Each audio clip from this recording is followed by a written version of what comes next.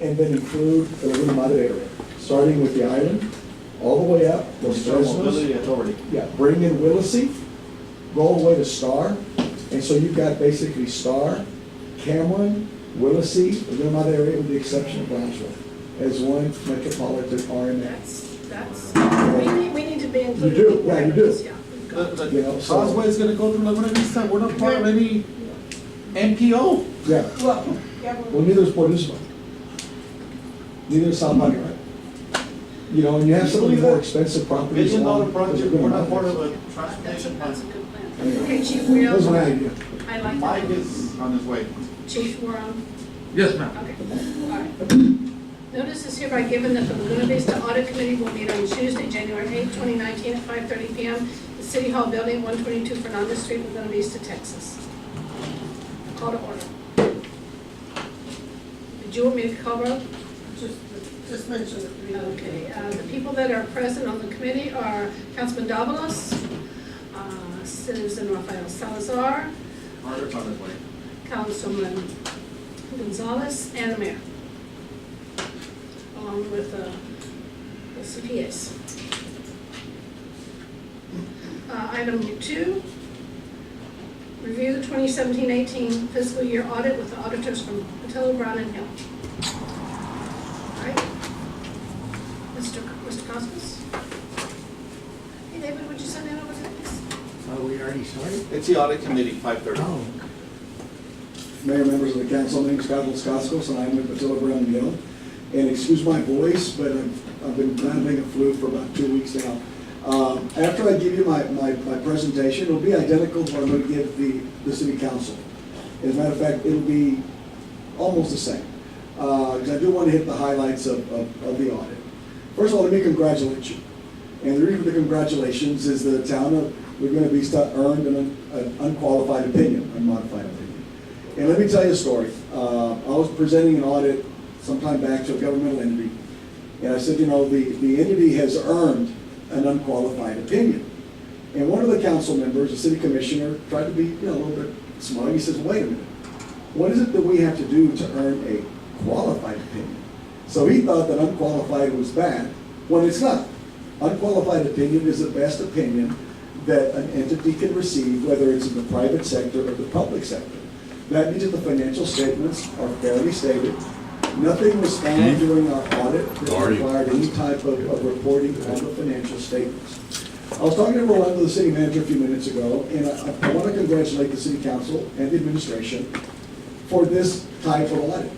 There's very few clients that I have that have 89 days worth of operation, which is what you have. You have no debt, other than some accruals of under $15,000. When you do your budget, you cannot confirm or control the revenue stream, right? You budget revenues based on prior year activity and what you anticipate, but you really have no control over that, because if taxpayers don't want to pay, then your revenue stream goes down. But what you can control are your expenditures. This year, your revenues came in about $10,000 short of what you projected, but your expenditures came in at $58,000 short also, which means that if you budgeted $1.7 million in expenditures, your real expenditures were $1,642,000. I'm giving you round numbers, which is good. That means that you controlled your expenditures the way you should, and the revenues came in $10,000 short, which is really not bad at all.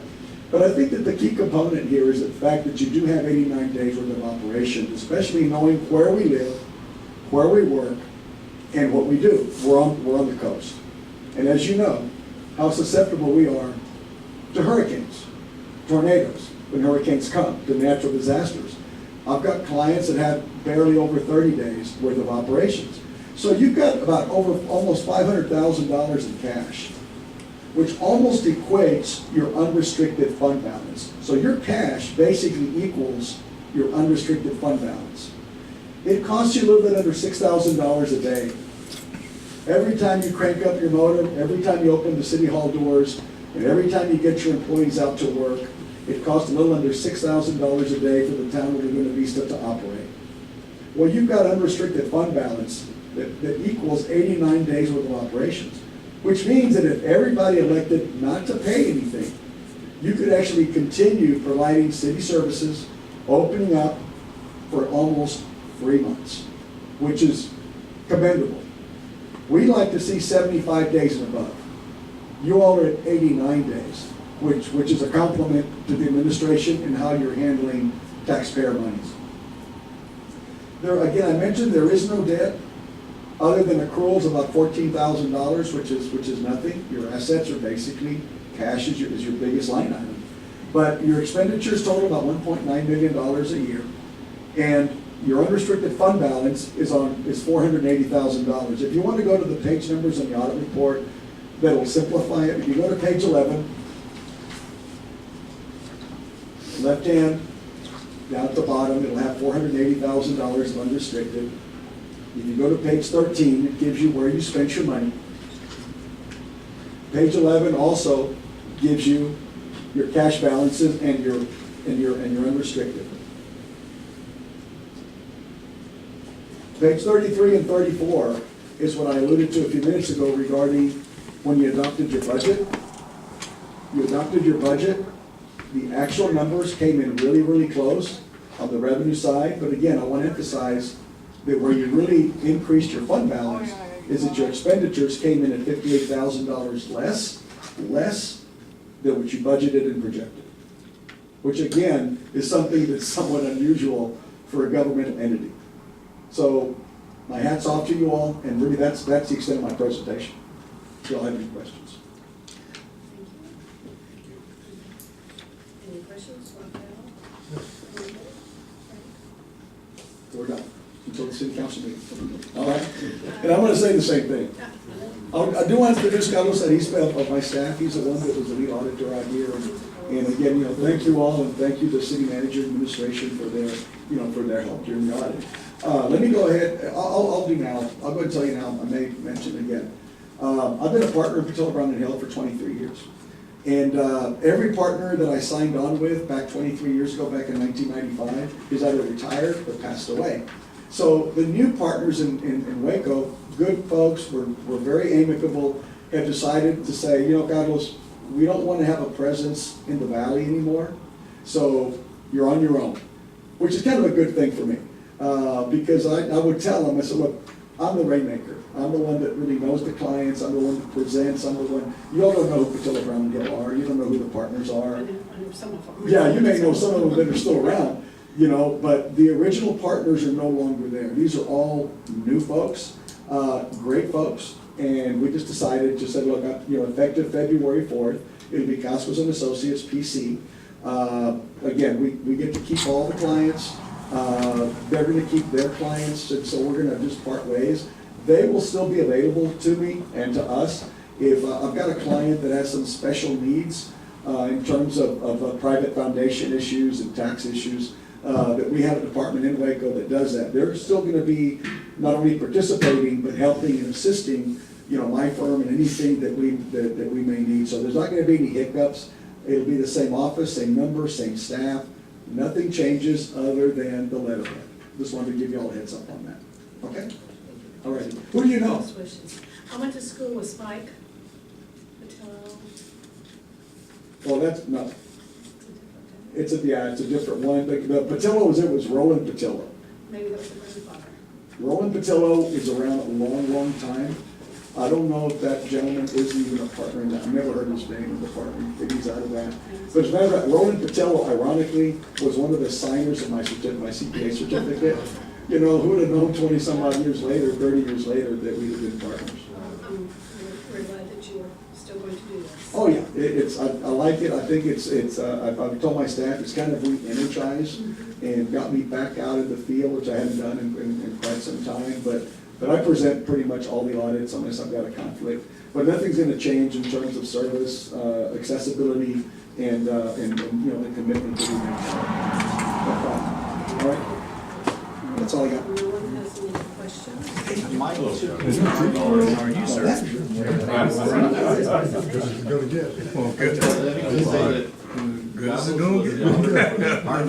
was on the board. That was 20 years ago.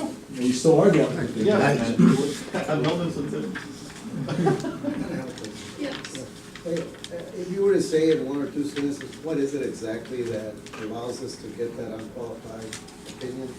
And Well- what, is it also the fact that our citizens are real good at paying their taxes, plus the management? It's got- It's strictly management. Yeah, it's management. Let me tell you, it's not difficult to lose that unqualified opinion. I've got clients that, for instance, they have a fixed asset number on their books, but they have no backup for it, so they don't know what it is. It's just been there for generations.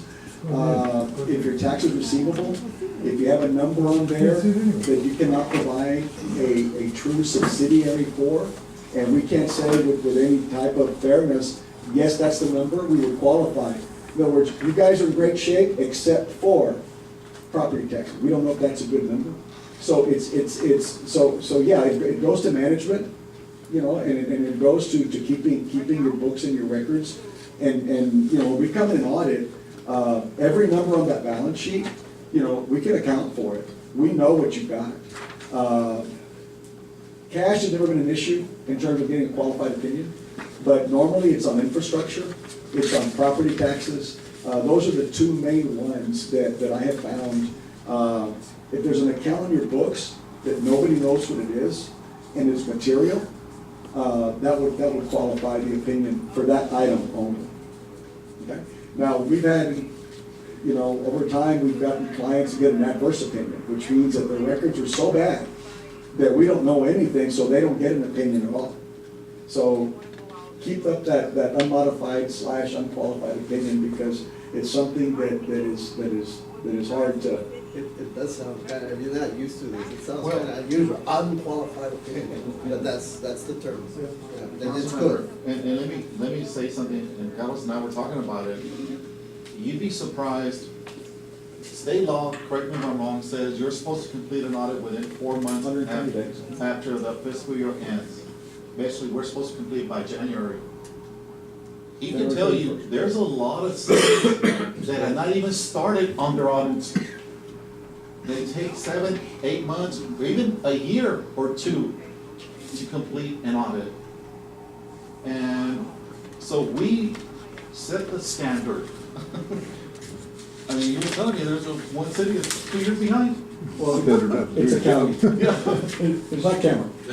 No, but, Don't mention me. I mean, it's something That that's answers your important. question? That answers your question, Rafael? No, I'm fine. Frank? Entertain a motion to adjourn? Pretty good ship here. I'll make a motion that you. I second. We're lucky that Motion on the floor to full city adjourn at doesn't work alone. 5:47.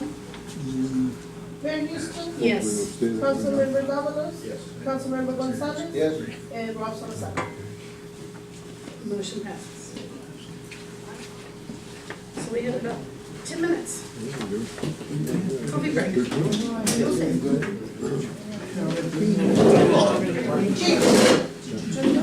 I'm working on it.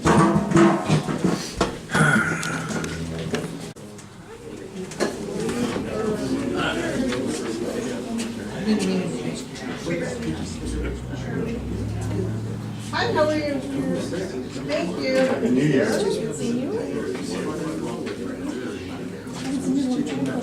You're on.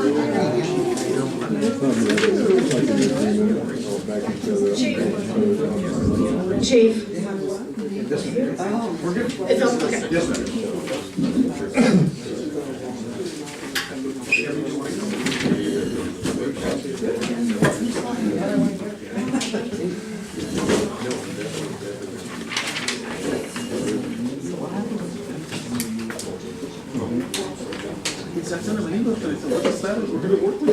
Okay, please make sure you signed in over here and your phones are on silent or vibrate or off. Notice is hereby given that a regular council meeting of the town of Laguna Vista, Texas will be held Tuesday, the 8th day of January 2019 at 6:00 p.m. in the City Hall building at 122 Fernandez Street, Laguna Vista. Call to order, 6 o'clock. We'll have the invocation and the pledge. Invocation is going to be led by our own Alma.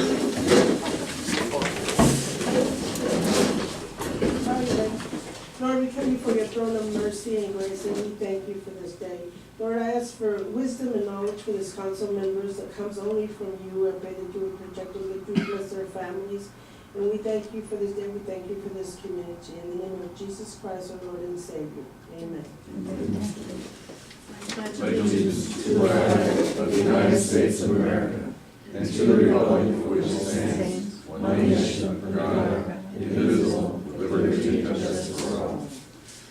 Under the Texas flag, I pledge allegiance to thee, Texas, one state under God, one indivisible. Thank you. Thank you all. Roll call. Mayor Susan Houston. Here. Councilmember Michael Carter. Here. Jovan Howard. Here. Craig Davalos. Here. Rolando Gonzalez. Here. Victor Worrell. Here. And Nadine Smith. Thank you. All present. Item 4, open forum. At this time, audience is allowed 5 minutes per person to address the council on any topic. There is no discussion or formal action taken during this agenda item. The speaker must identify themselves before speaking. A speaker request form must be presented to the city secretary prior to the meeting.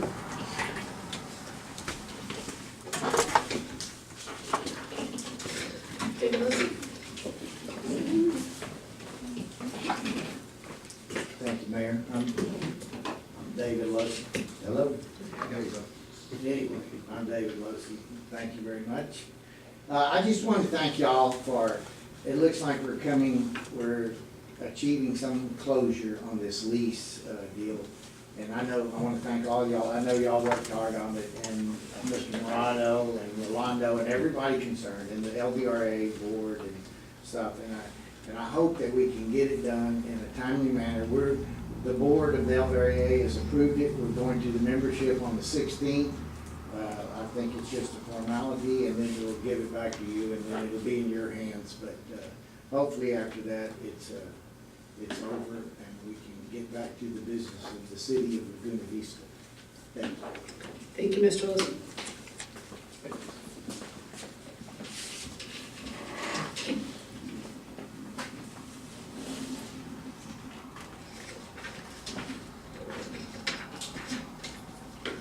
Item 5, new business, discussion, consideration, and possible action on each of the following items. Item A, presentation by Patillo Brown and Hill LLP on the fiscal year audit 2017-18, and we just had that at the audit committee.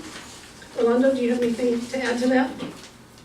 No, simply that we were, like, the minutes first, you wanna go over, I think you passed the minutes. No, well, this says item A, and then I have item B. Yes. That says minutes and then audit. Mine says audit and then minutes. Is that, We have minutes before the others. What do you got minutes but is that, Okay, I could be crazy, I mean, yeah, that's a possibility. No, you're Okay. not. All right, well, since that up there says minutes, we'll discuss that, and then we'll discuss the audit. Well, no wonder you looked at me, Rolando, like I was, but you're my witness. Okay, item, whatever it is, consideration and action to approve minutes from the December 11, 2018 regular meeting. Mayor, I'd like to make a motion to approve the December 11th, 2018.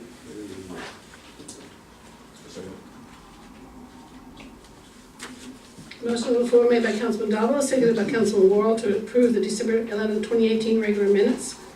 Mayor Houston. Yes. Councilmember Carter. Yes. Councilmember Howard. Yes. Councilmember Davalos. Yes. Councilmember Gonzalez. Yes. Councilmember Worrell. Yes. Councilmember Smith.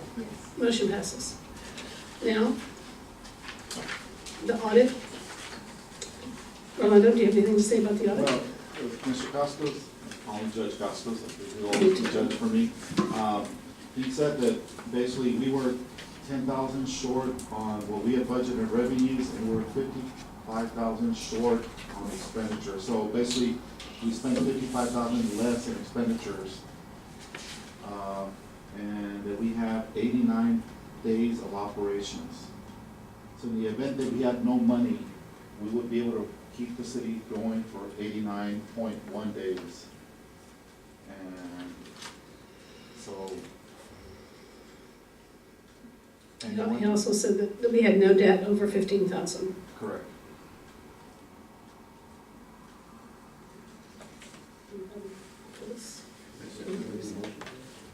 we need a motion that Mr. Carter has a comment. I just have one, and I know I was supposed to be here, but I was late, I'm sorry.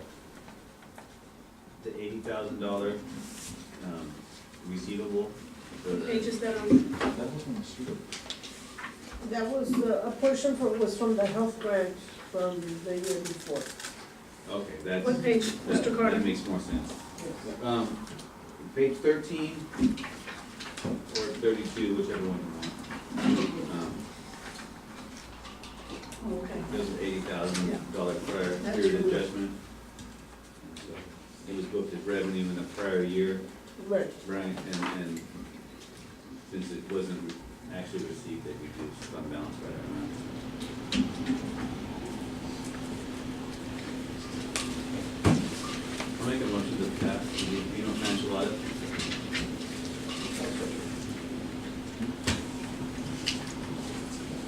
Motion on the floor to approve the 2017-18 audit. It was made by Councilman Carter, seconded by Councilman Davalos. Mayor Houston. Yes. Councilmember Carter. Yes. Councilmember Howard. Yes. Councilmember Davalos. Councilmember Gonzalez. Yes. Councilmember Worrell. Yes. Councilmember Smith. Motion passes.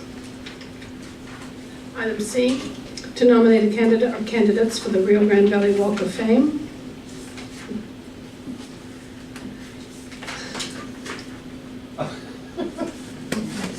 Have we had anybody? No, and actually, we advertise, we put on the message board encouraging people, we're trying to get, people to submit nominations. Now, Alma attended last year's event, this is a very, Alma, why don't you describe some of these people that were actually recognized? Very I prestigious was told event. that the caliber of the people that were being honored there is up here. I mean, there was a lady there that had run a food bank for 25 years. There was a priest there that had done all this missionary work. There was doctors that had built clinics and were free clinics for kids. And so the caliber is really high, it's really up there. It's not like just, she worked here 1 week type of thing. It's not like that at all. I was really impressed with some of the people had resumes that were 2 pages long. And they just really, they needed to be honored because they've done so much work for so many years that they committed, you know. And this has been going on since the 90s or so. Last year was our first year, so if we don't have anybody this year, we don't have anybody this year. Any further discussion? Mike? There are. So we can pick 2 people? I mean, some cities have 2 people.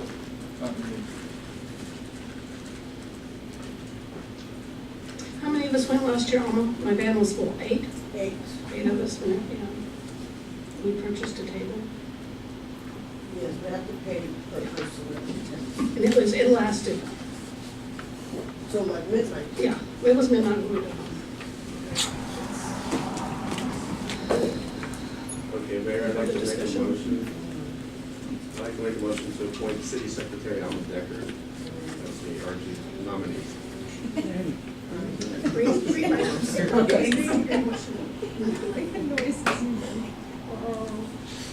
Okay, I'll take back my nomination. Okay. I'd like to appoint Mayor Houston as the RG. Yeah. No, I feel the same way. I don't feel, I'm not worthy. I'm not worthy.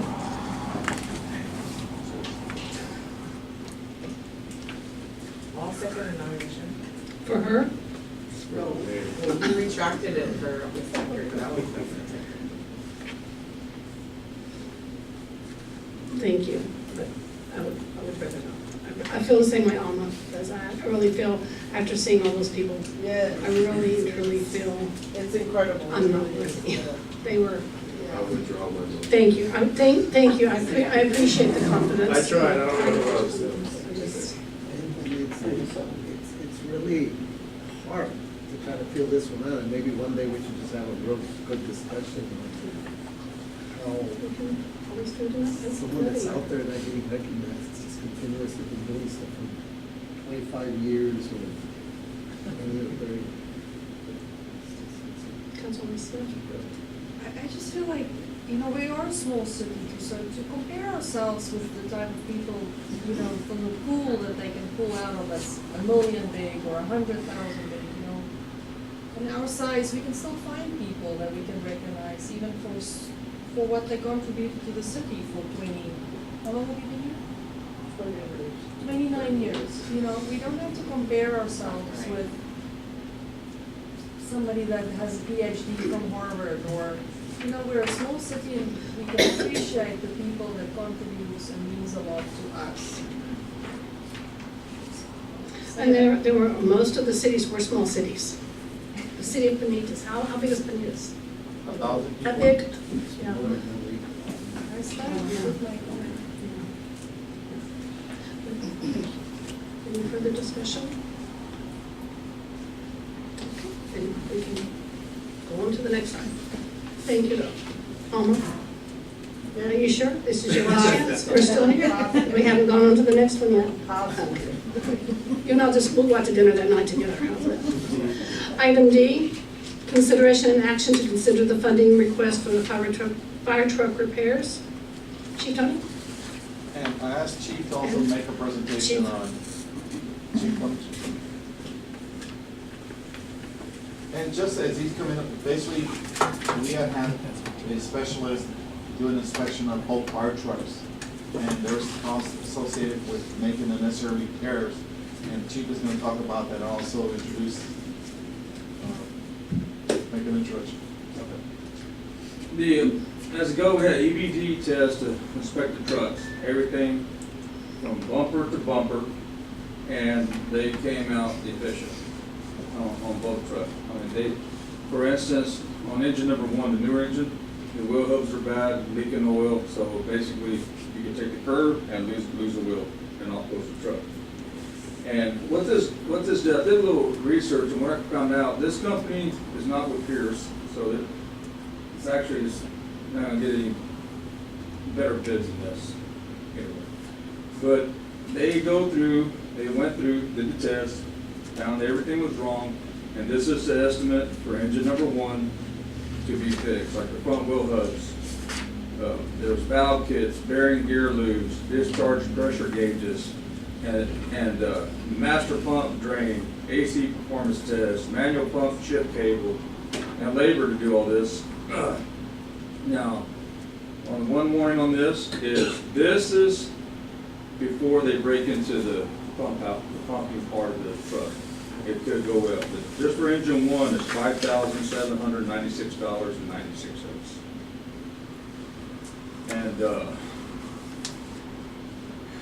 engine number 2, which is the older fire truck, you're talking about the inspection from bumper to bumper, pump and gauge light, master pressure intake gauges, discharge pressure gauge. In other words, the gauges aren't working on the truck.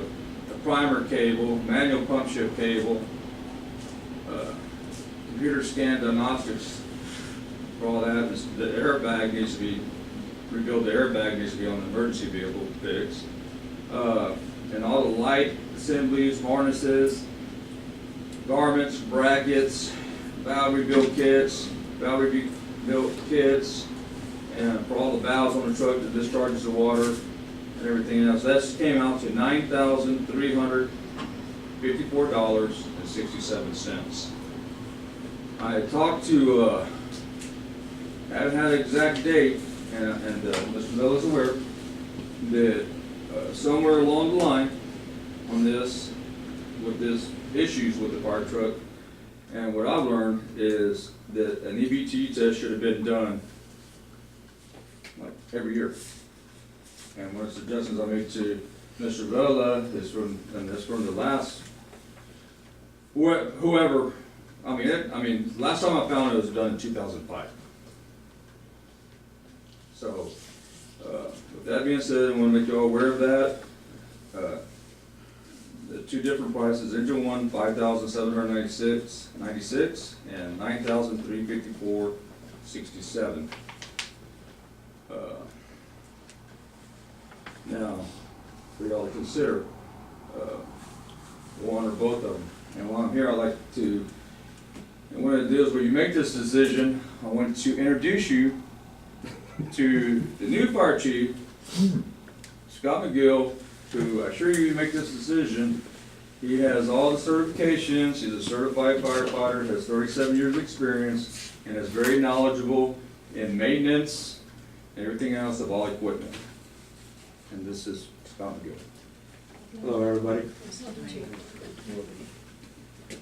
And if y'all have any questions when it comes down to stuff like this, he might be able to answer them better than me. Go ahead.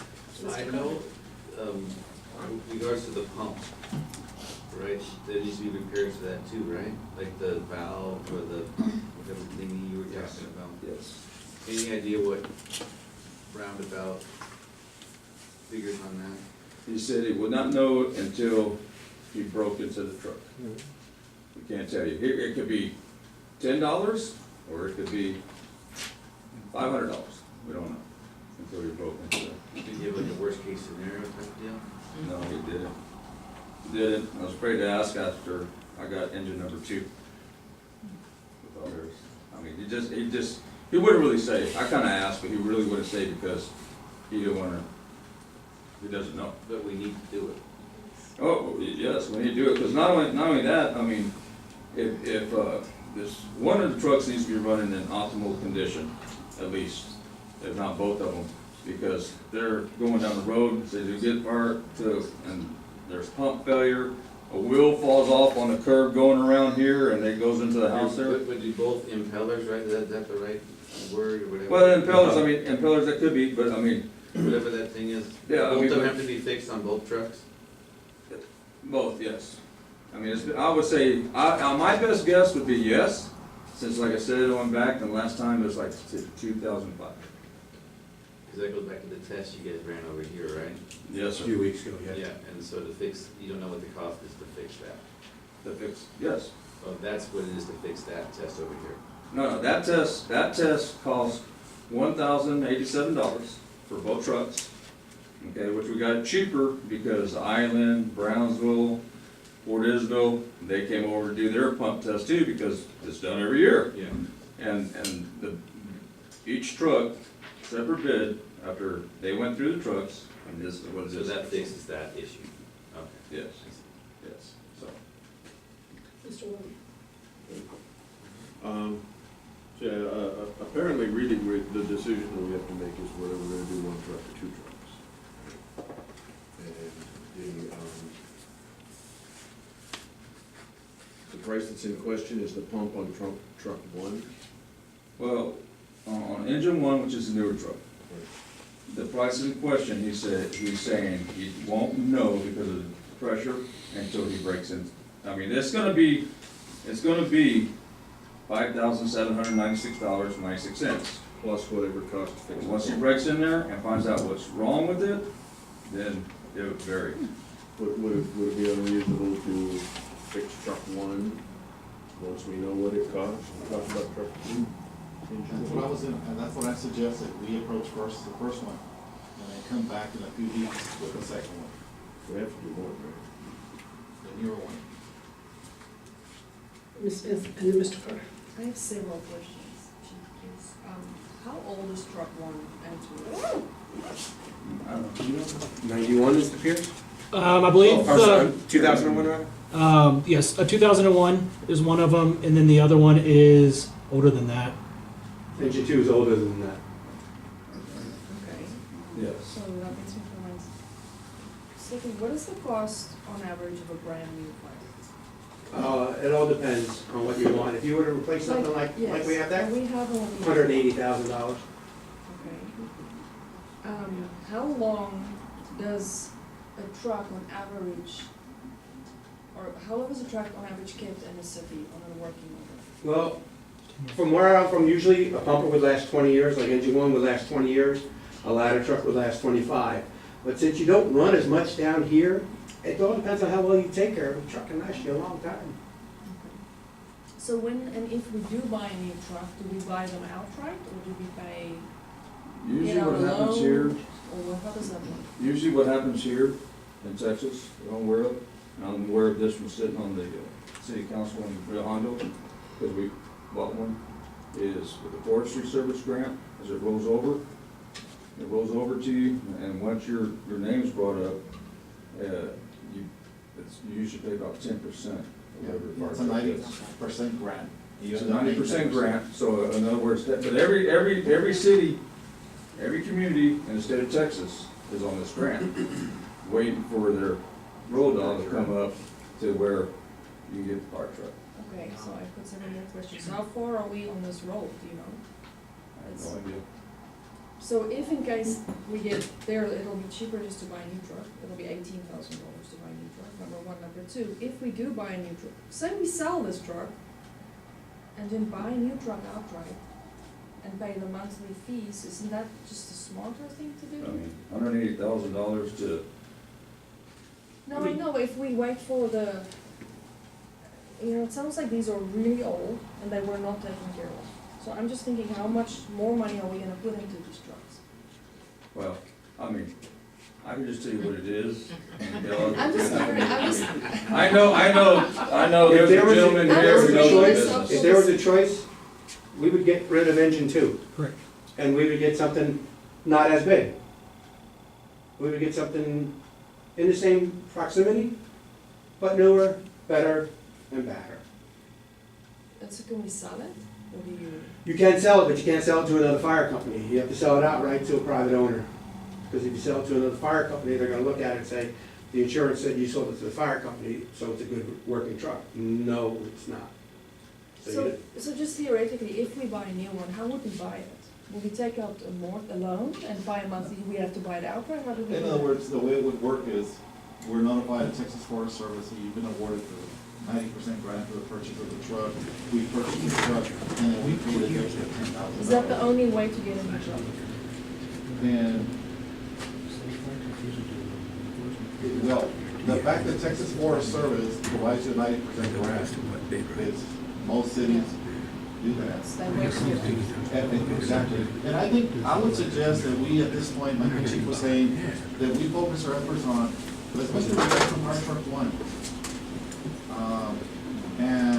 And then we can get fire truck 2. And then, in the meantime, also, we'll find out on the status on the Texas Forest Service, where are we? Where can we expect, well, we can make phone calls and find out when can you actually expect that we're gonna be called? And then we make that decision on the fire truck number 2. But we have here a fire chief who's experienced in maintaining vehicles. And so. To a point. I mean, I can't take a pump apart or nothing like that. I mean, technically, whoever's supposed to service a truck's supposed to be a certified mechanic. For y'all's coverage, in case somebody gets hurt. They're gonna say, hey, you tighten that bolt up, the truck crashed, I'm liable for it. We don't want that. And that's basically, these bids are from certified people who work on fire trucks. Mr. Carter? If I remember correctly, when we did the bonds, remember we paid off that fire truck? Yep. Didn't we? Correct. Right, and they had a horrible loan on that thing. Yes. Yeah. Okay, and that's pump 1? Correct. Well, our main, Engine 1. pump 1 that's working good, Yeah. somewhat good. And then, how often does the second one even go out?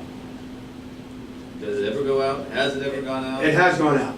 It has gone out because some guys have gone to calls with engine 1, and then the other guys that come back to the firehouse that are waiting, they will take the second truck out. The second truck got taken to the last vehicle fire. Yes. Both trucks did this. Engine 1 is our prime engine. Yeah. That's the one that has our jaws of life on it. Most air packs, newer air packs are on it and everything. That's our prime engine. And then when it comes to the budget, we budgeted a surplus this year. I believe I don't have the budget here, but I believe we did. We did budget a surplus. And we're gonna have to come back to amend the budget, make sure. Yeah, and so we do have some room in the budget to at least fix. Correct. Well, we have to fix something, so. But we have some wiggle room. Priority, police and fire. I mean, it's. Ms. Smith? I wasn't done earlier, but thinking I'm all for fixing number 1, of course. For that's a priority. I'll support that for sure, and then come back to I agree with Rolando and with I think we should also maybe look into getting a second one, you know, instead of putting money into something that's just gonna drain us. You know, just as a suggestion, and, I don't know. So you will check on where we are on the rolling Forest Service. Please. Anybody else have a question right here? Discussion? Yes, we need a motion. I'll make a motion to approve $5,796 for fire truck number one. Is that? Understanding that there may be some, With understanding that it might be more, but I guess to make the motion, we'll have to come back. But we need the budget accordingly. Mr. Carter has something to say, we'll see if he has I a think we suggestion. should bump it up to 9,000. That's a good suggestion. I'll make a I think we motion. need to make sure that that fire truck is in tip-top condition, not just up and running, but that baby is, we have no worries. And so, Would that be sufficient? $9,000? You would imagine? I would imagine that. Could not be Great all start. done. I think, Yeah. So you want to change it to 9,000? Yes. I make a motion to put $9,000 for the repair of fire truck number one.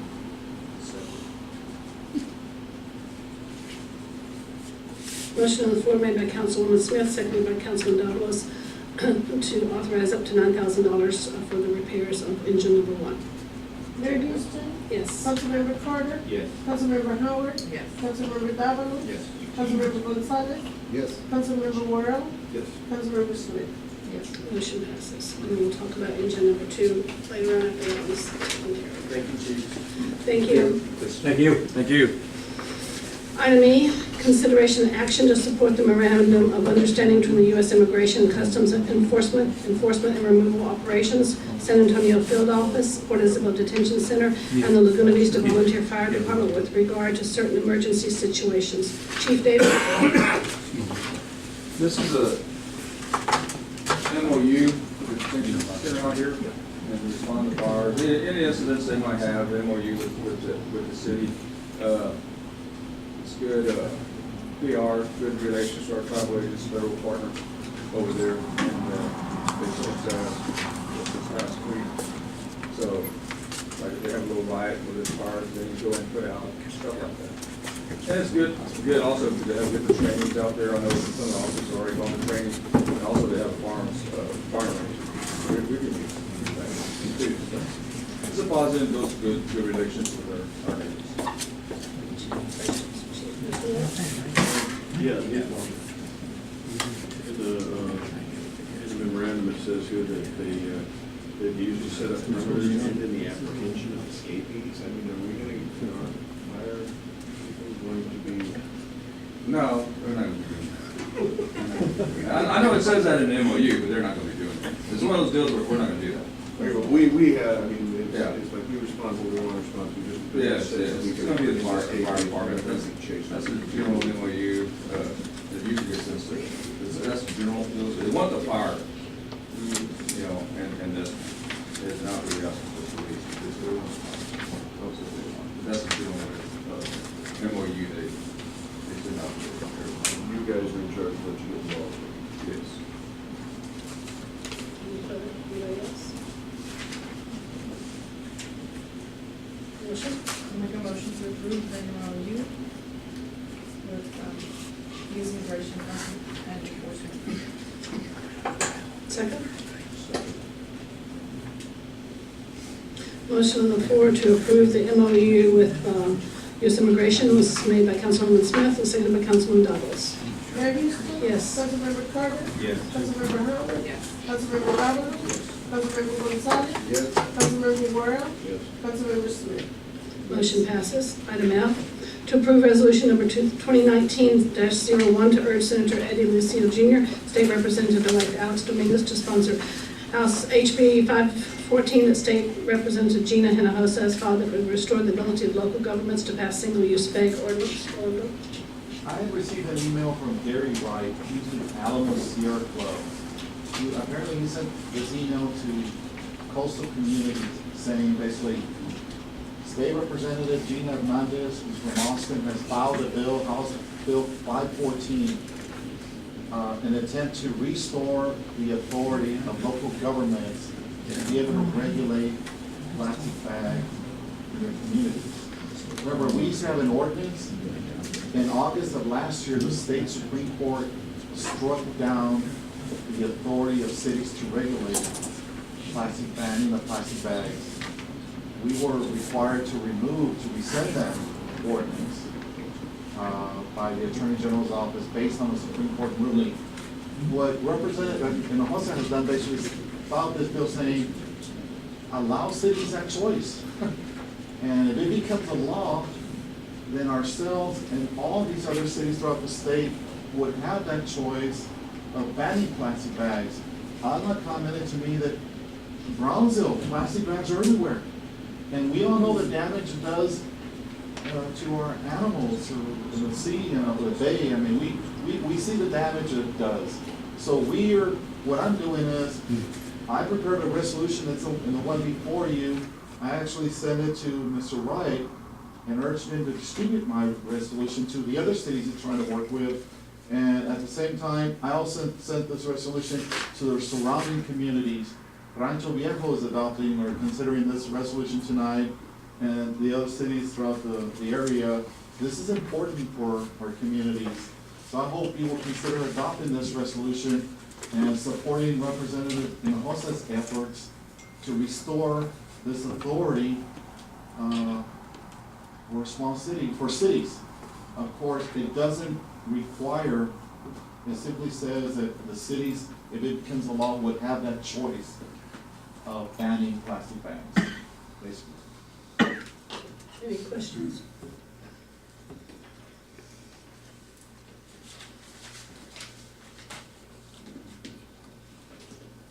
Comments?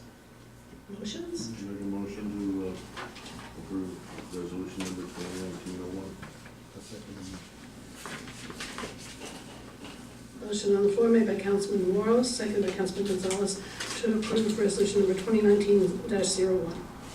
Mayor Houston? Yes. Councilmember Carter? Yes. Councilmember Howard? Yes. Councilmember Davalos? Yes. Councilmember Gonzalez? Yes. Councilmember Worrell? Yes. Councilmember Smith? Motion passes.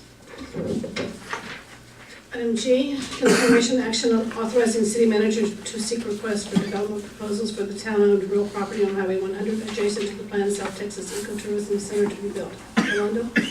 This is a huge opportunity. We've done something like this before, so I'm bringing it to your attention. Hopefully we can get some input, or we staff can get direction.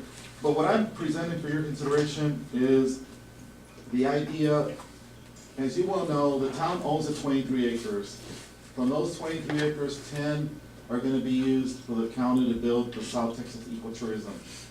We know the county's going out for proposals in March with the idea that in the last quarter of this year, they're gonna start construction on this, or complete construction on this South Texas Ecotourism Center. So those 13 acres that are adjacent, the town owns. So what I'm proposing for your consideration is that you consider going out for development proposals and basically asking developers to give you a proposal of what they would build, what type of business they would build there on those 13 acres. And something we've been talking about for the past several months, that we envision these 23 acres, the development on these 23 acres, the South Texas Ecotourism Center, and the 13-acre development complementing each other, feeding off each other. So when somebody arrives to these 23 acres, we want them to spend time. When they spend time, we spend money. And we want them to partake in this experience. And so what I developed is, and like I mentioned in my email, we've gone out for an EDA grant, $1 million EDA grant, whereby the county would be matching with $300,000. Stipulation of that EDA grant is that any development on those 13 acres have to be retail, have to be business related. No housing. This is an economic development grant. Incidentally, the infrastructure that we're proposing involves extending utilities from the intersection of 510-100 to the west end of the 23 acres, thereby making the whole 23 acres serviceable. So water and sewer would be available on all 23 acres. So what I'm bringing, and incidentally, something I'm gonna be bringing next month, which is relative to all this, a scenic overlay district ordinance. Set the tone for the development of 100 from both sides of the city limit. Anyway, so what this RFP is to solicit proposals, and if you notice, what I talked about, the goals, something I've been learning in some of these training conferences I've been going to, seeking experiential retail business. And there's a memo, there's a documentation of what experiential retail businesses are. We're being told by business professionals, the future is experiential businesses, whereby you come to a business and a business is offering yoga classes. It offers an experience, and if you read my attachment, it identifies certain types of businesses. That's the future. Malls are not the future anymore. Everything is evolving. And so what we're talking about is a proposal that involves experiential retail business that's ecologically minded, incorporates the response to stormwater management, incorporates native landscaping, highlights the local culture and environment. So basically, we're putting it on a developer to come up with a proposal on what they would build there. In my RFP, and I chatted briefly with Mr. Morales about this, and we talked about this, given the developer come to you and tell you, I would like to buy this property, or I would like to lease it from you. If they buy it under state law, we would, before all this, we would have to appraise it because they have to offer more than the fair market value of that property as per state law, according to Mr. Morales. Anyway, so we're basically going out for proposals, asking the developer, you come with proposals, you review these proposals. And they will tell you what they want from you and what they're proposing to build. And we're saying that these businesses need to complement the South Texas Ecotourism Center and vice versa. So it's just a huge undertaking, something we've never done before. If you want to think about this, but this is something that I've been working on. This is just an option. The development of South Texas Ecotourism is around the corner. People are gonna, once we start, when we get the EDA grant, I think everything is on hold right now because of the government shutdown. But people are gonna start inquiring. And if we have a vision of what we envision there, or what we'd like to see, what type of businesses, and I know Councilmember Carter and some of you have talked about, retail business, sales tax generation. And so, if you want to continue reviewing this, I can bring it up next month, this is not written in stone. Mr. Morales needs to review it, we need to do tweaking on it, revising, editing, but this is an option to consider as far as developing those 13 acres. Questions?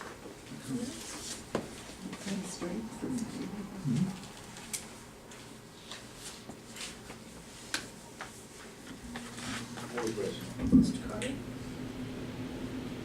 How do you plan on advertising We put it in the newspaper, Facebook, online, the website. I made contact months ago with a potential developer, get him and get others, get the word out. And, and get as many proposals as we can. and what kind of budget are you looking at to spend to get it done? As far as, I would think, a very, very small budget. I mean, the advertising, put it in the newspaper and identifying, using the computer, social media, using newspaper, everything we can do.